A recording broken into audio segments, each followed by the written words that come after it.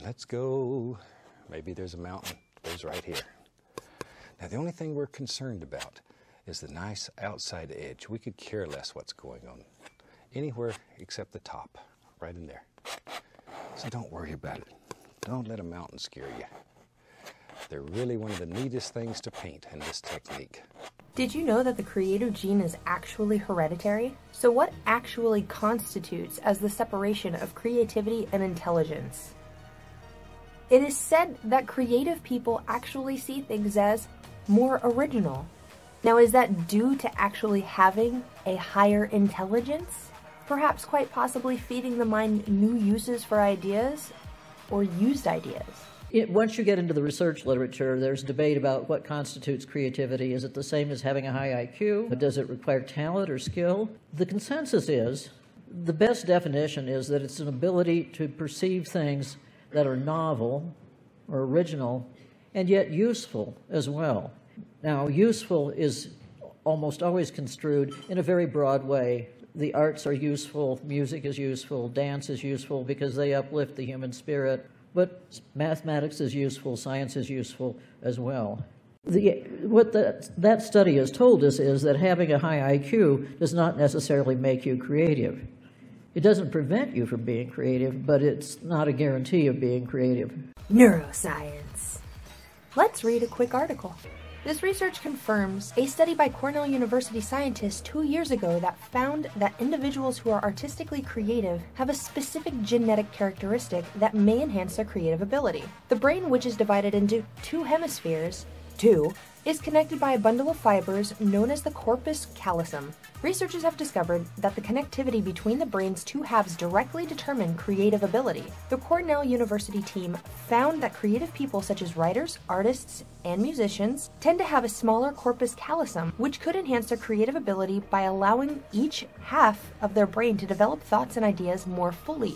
According to the study, enhanced hemispheric specialization allows for, quote, the incubation of ideas that are critical for the divergent thinking component of creativity, and it is the momentary inhibition of this hemispheric independence that accounts for the illumination that is the part of the innovative stage of creativity, end quote. Now, I recently read an article about the correlation of the brain and its promotion of stimulation, or the concept of happiness one can obtain from such a hobby as creation. My heart, it's melting. Stuff is actually very, very fascinating to me. I have been interested in neuroscience since high school. It's just psychology, sociology, studies. I'm pretty sure a lot of my viewers, if not every one of them, has heard me say in one or two or a lot of my videos that everybody is an artist. Some do it better than others. And I stand true to this fact. Everybody can do a stick figure. Everybody can draw a line. Whether or not that line is perfectly 180 degrees versus drawing a stick figure that's way out of proportion, everybody can do it. Some people can just go above and beyond and paint Van Gogh's face. And other people stick with just doodles. You got a problem with my coolness?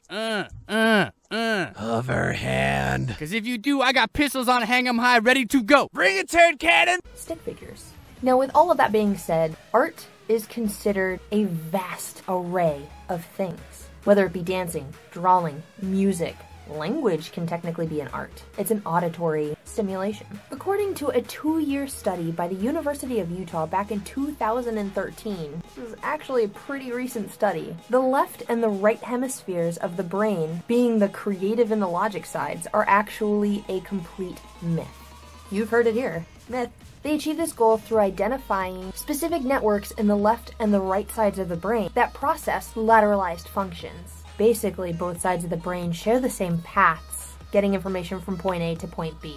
Now imagine your little synapses quite possibly even lighting up, just going ting, ting, ting. Fascinating, right? Really, the best description of how the brain works is that the whole brain is a self-organizing system. It doesn't have an executive. People often want to break the brain down into parts and say, oh, the executive function is here, and the memory functions are here, and spatial functions are here. There's a kernel of truth in that, but it's a vast oversimplification. What actually happens when I'm talking now, when you're listening, and when you're thinking, is that the whole brain is doing that process. It's self-organizing, Control is not centralized, it's distributed throughout the whole system. During this study, researchers have analyzed the resting brains of about 1,011 people ages 7 to 29. They measured thousands of brain regions and found no relationship to the network between hemispheres, essentially finding no relationship that individuals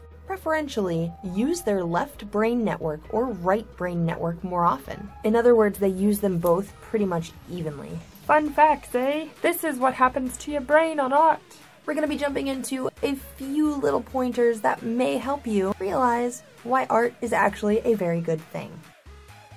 Just by spending 30 minutes a day on art can reduce anxiety levels. Freeform art can significantly decrease anxiety versus a controlled session.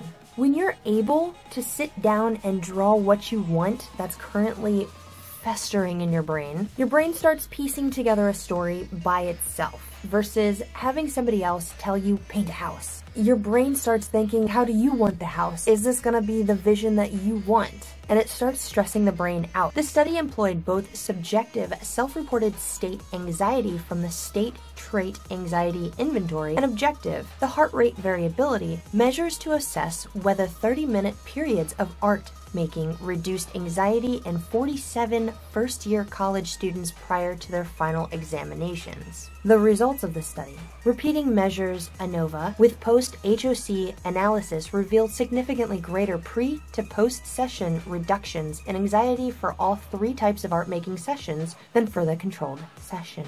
Measured subjectively, only freeform painting yielded a significant decrease in anxiety compared to the controlled session. Meaning, these little homies wanted to paint whatever the fuck they wanted to paint, instead of being told what to do.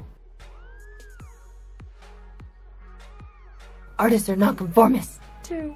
It improves the connection to the brain. 대기업 그룹의 사장이 죽기 직전 벽에 글을 남겼다. 쌍디귿 뚜 미음 뜨뜨.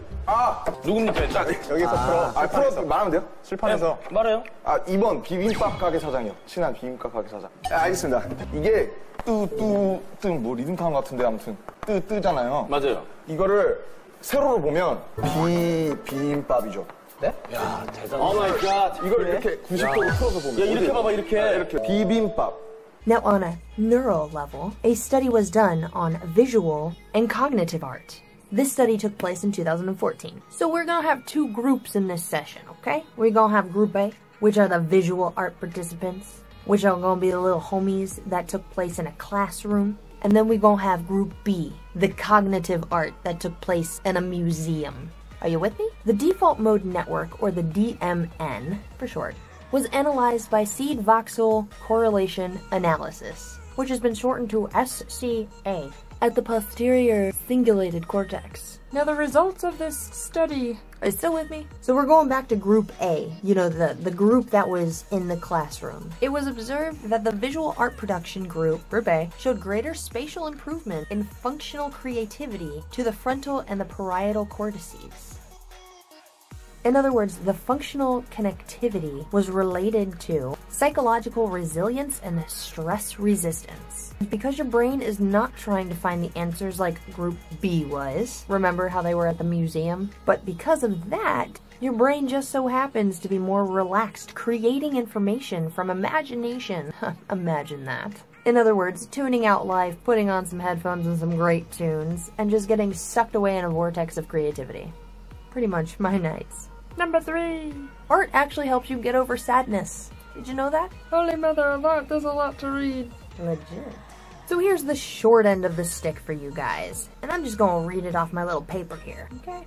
A study at the Boston College took a group of participants and put them through mood induction. What's mood induction, you ask? I'm here to tell you. Mood induction is what causes the feels. Essentially, they gave this tiny group of participants paper and drawing utensils. This entire experiment was pretty much to let them jot down the feels. They would actually sit this group of people down in front of a film, have them watch part of the film, and then they would instantly go and draw what they saw from the film. Keep in mind, this wasn't just any film. This was a war film, something to induce negative emotions. What comes next, you ask? Well, I'm here to tell you, so just sit down. After that, they would wait a little period of time, I mean like 1-2 minutes. Then they would tell them to draw a house, just a random house. Altogether, they would get 10-minute sessions for each of these. So 10 minutes to draw their emotions down from this film, and then 10 minutes to draw a house.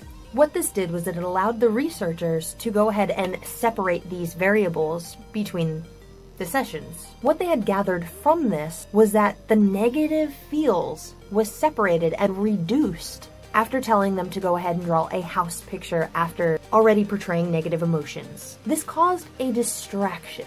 You pretty much are redirecting your train of thought into something else. Point 4. Stay hydrated, kids. Alright, this is the point of music. The audio stimulation that you get from listening to the greatest tunes. I've already filmed this video once. I struggle saying this long-ass name, so bear with me. According to the U.S. National Library of Medicine, piece of cake.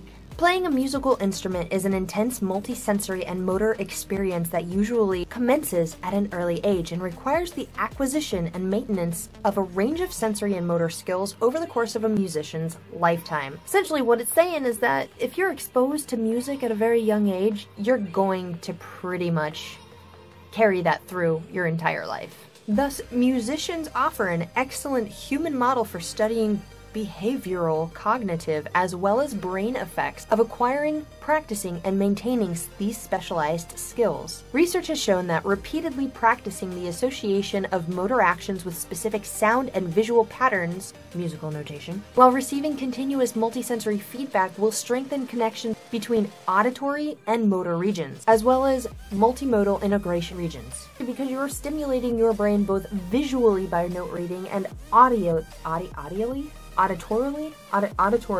that you are pretty much using more actions and more brain matter goop than you are pretty much leading yourself onto. Most of my followers on here do not know. Some of you do, because you have recently been telling me, why am I uploading so many musics? I actually deleted them from my channel and was going to make a specific channel just dedicated to music, and then realized that it was just a pain in the dick. I put them all back on my main channel. I've been into music for a long time. To this day, I still sing daily. I still sing every time that I'm in the car. I will put on music and sing. I now write electronic music. Okay, now back to the study. Back to the actual study between musicians and whatnot. This research delves deep into the cognitive performance, brain organization, even language learning skills, because you're pretty much note reading from auditory alliterations. Say if you were to play the piano and somebody told you to just play chopsticks, you're not going to know how to play it until you sit down and play it. And with the sound alliterations, repetition causes you to remember what you're doing. And this is because the motor map in your brain has not been developed. If you start off doing music at a young age and you carry that through, the time that it takes you to learn something gets shorter and shorter. There are some amazing people out there that just after one listen, they can sit there and recreate it. Like whether it be on the piano, the guitar, the drums. There ain't no discrimination on this channel. Whatever instrument have you that you are fucking good at, props. I've tried a lot of them. Played the recorder, got me some good recorder skills. Now I actually have 2 ocarinas. Props to Brian Mack. Thank you for one of them. I've done guitar, I've played piano, and I sing in my car.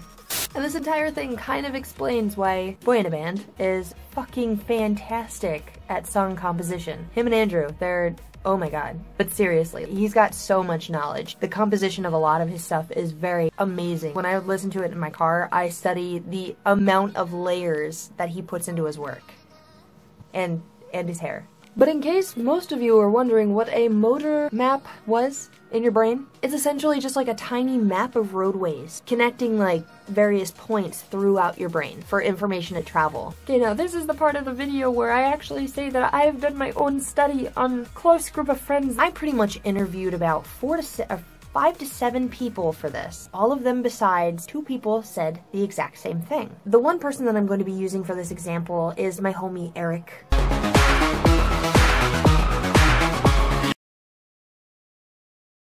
I asked So there's a section dealing with music stating that those who have studied music find it easier to learn foreign language. If you've correlated the two, would you say it's based on sound inflections or pitch matching, or you pick it up easier due to the memorizational aspects? He then went to say that, I'd say that for me it was easier because of the memorizational aspects first, and then sound inflections second.